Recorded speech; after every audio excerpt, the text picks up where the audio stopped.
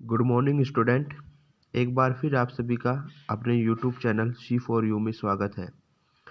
हमारा जो लेसन चला हुआ है उसका नाम है हाइड्रोकार्बन। हाइड्रोकार्बन में हमारे एल्केन के बनाने की विधि, उसके रासायनिक गुण, भौतिक गुण ये हो गए थे। एल्कीन के बनाने की विधि भी हमारी हो चुकी थी।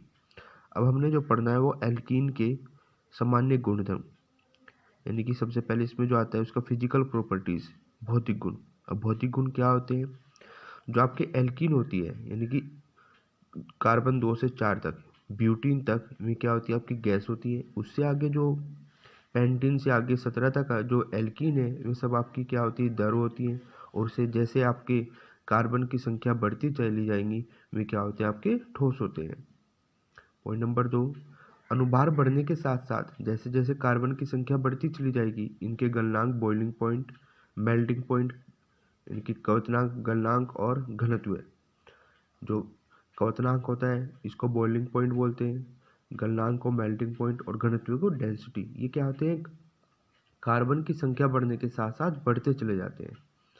इसी में भौतिक गुण में पॉइंट नंबर 3 आपका जो आता है वो है इसका, ये जल में अविलय होते हैं, यानी कि अगर आप इनको जल में घोलते हैं तो ये जल में नहीं घुलेंगे, परंतु जो अध्रुवीय विलायक होते हैं उनमें पूर्ण रूप से ये घुल जाते हैं। पॉइंट नंबर 4, अध्रुवीय अथवा दुर्बल ध्रुवीय असम्मित एल्कीन होते हैं, यानी कि ये जो एल्कीन होती हैं अध्रुवीय होते हैं, असम्मित एल्कीन होते हैं। असम्मित को मैं नेक्स्ट टॉपिक में आप नेक्स्ट वीडियो होगी उसमें आपको समझाऊंगा। अब इसके पढ़ते हैं हम रासायनिक गुण, केमिकल प्रॉपर्टीज। अब जो आपका एल्कीन होता है, आपने पता है एल्कीन में क्या होता है? एक सिग्मा बॉन्ड होता है और दूसरा क्या होता है? पाई बंध होता है। तो जो पाई बंध होता है बहुत कमजोर बंध होता है, दुर्बल बंध होता है। तो एल्कीन में क्या होगा? दुर्बल पाई बंध, ये आपका पाई बंध होता है। पाई बंध होने के कारण एल्कीन एल्केन की अपेक्षा अधिक क्रियाशील होती है, यानी कि ये एकदम से रिएक्शन कर लेते हैं। तथा इलेक्ट्रोमेरिक प्रभाव के कारण कार्बन परमाणु पर आवेश आ जाता है, क्योंकि जैसे भी कोई रिएजेंट इस पर अटैक करता है तो क्या होगा? ये आपका पाई बंध टूटता है। पाई बंध टूटने पर एक कार्बन के पास, यानी कि जैसे कि आपका ये पाई बंध बना हुआ है, तो मान लें कि पाई बंध टूटेगा और इसके इलेक्ट्रॉन इस पर चले जाएंगे, इस कार्बन के पास चले जाएंगे। तो जैसे इसके पास इलेक्ट्रॉन आएंगे तो इस कार्बन पर क्या आएगा? नेगेटिव चार्ज, और दूसरे कार्बन पर क्या आ जाएगा? आपका पॉजिटिव चार्ज, जो यहाँ मैंने आपको दिखाया हुआ है। इस कार्बन पर आपका क्या आ गया? नेगेटिव चार्ज, और इस कार्बन पर क्या आपका? पॉजिटिव चार्ज, क्योंकि आपका पाई बंध टूटा है। अब इसकी हम रासायनिक अभिक्रिया पढ़ते हैं। पहला है आपका पॉइंट हाइड्रोजन का योग, यानी कि एडिशन ऑफ हाइड्रोजन। अब हाइड्रोजन को हमने जोड़ना है तो आपके पास दो कार्बन होंगे, एक पर पॉजिटिव होगा और दूसरे पर क्या होगा? नेगेटिव होगा। तो एक हाइड्रोजन पॉजिटिव के साथ जुड़ेगा और दूसरा क्या होगा? नेगेटिव के साथ जुड़ जाएगा। यानी कि उत्प्रेरक की उपस्थिति में निकेल उत्प्रेरक लिया आपने, एल्कीन को हाइड्रोजन के साथ 200 से 300 डिग्री सेल्सियस ताप पर गर्म करने पर एल्केन बनती है। ये आपका एल्कीन है, डबल बॉन्ड है, और ये आपका हाइड्रोजन है। और किसकी उपस्थिति में अभिक्रिया करें? निकेल की उपस्थिति में करें 200 से 300 डिग्री सेल्सियस ताप पर।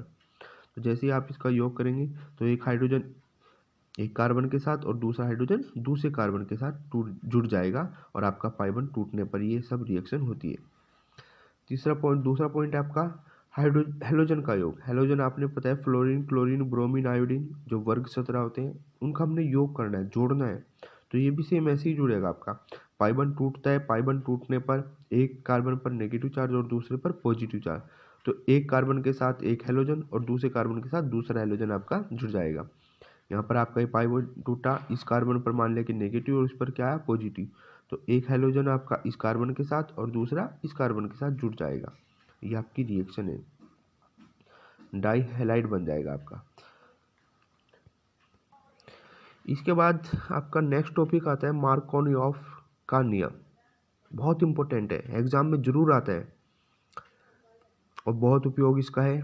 जो आपके इंटर के रिएक्शन है उनमें बहुत ज़्यादा इसका उपयोग होगा, मार्कोनिकॉफ नियम का नियम। ठीक है, तो इसमें क्या होगा? किसी असम्मित एल्कीन में हाइड्रोजन हैलाइड यानी कि HX का योग करने पर हाइड्रोजन हैलाइड का ऋणात्मक भाग, यानी कि जो हाइड्रोजन हैलाइड है इसमें क्या होगा, हाइड्रोजन पॉजिटिव होता है और जो हेलोजन होता है वो नेगेटिव होता है, का योग करने पर जो ऋणात्मक भाग है, ऋणात्मक कौन सा है आपका, हेलोजन, और धनात्मक कौन सा है, हाइड्रोजन।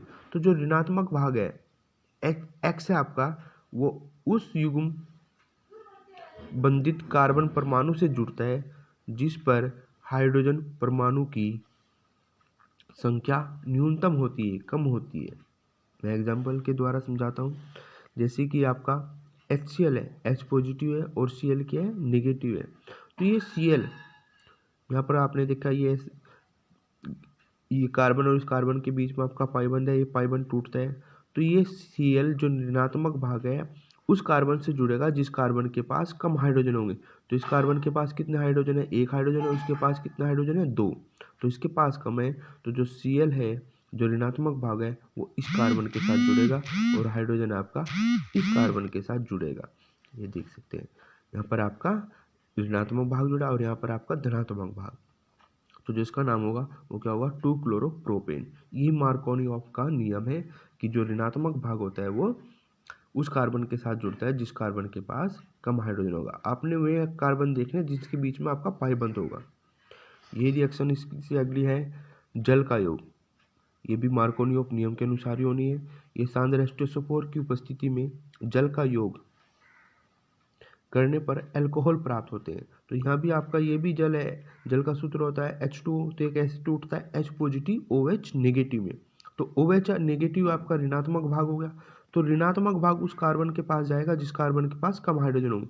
तो इस कार्बन के पास यहाँ एक हाइड्रोजन है, इसके पास दो हाइड्रोजन है, तो आपका जो ऋणात्मक भाग है वो इस कार्बन से जुड़ेगा और ये सांद्र H2SO4 की अभी उपस्थिति में विक्रिया होगी और ये आपका एल्कोहल बनेगा।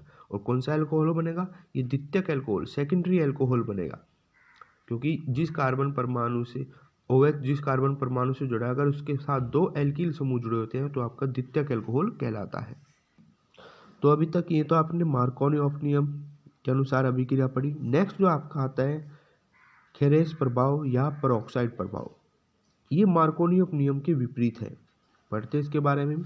कार्बनिक पेरोक्साइड की उपस्थिति में किसी असममित एल्कीन में HBr यानी कि हाइड्रोजन हैलाइड का योग मार्कोनियोव नियम के विपरीत होता है। अगर यहाँ पर कोई पेरोक्साइड उपस्थित है, अगर यहाँ पर कोई पेरोक्साइड उपस्थित है तो जो ये HBr का योग होगा वो मार्कोनियोव नियम के विपरीत होगा। मार्कोनियोव नियम ने क्या कहा था कि जो ऋणात्मक है उस कार्बन से जुड़ेगा जिसके पास कम हाइड्रोजन होंगे, लेकिन यहाँ क्या होगा, जो ऋणात्मक है उस कार्बन के पास जाएगा जिस कार्बन के पास अधिक हाइड्रोजन। इसके पास एक है, इसके पास दो है, तो ये जो ऋणात्मक है इस कार्बन के पास जुड़ेगा और धनात्मक आपका कम हाइड्रोजन वाले कार्बन के साथ जुड़ता है।